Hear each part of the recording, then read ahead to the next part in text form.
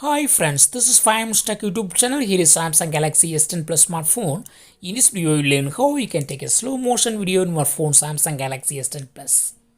First of all, go to the camera and click on more button here. Now select slow motion option here.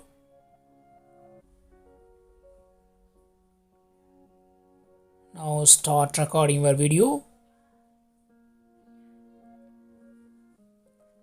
While recording, it will be like your normal video.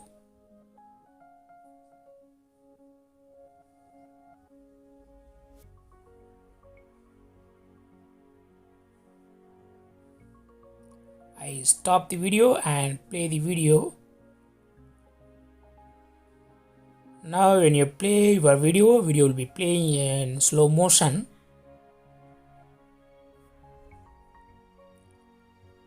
See the action there? It's in slow motion.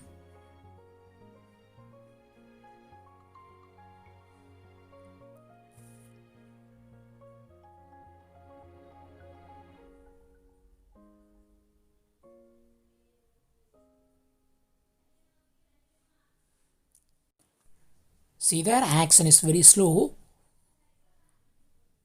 So in this way you can easily take slow motion video in your phone Samsung Galaxy S10 Plus.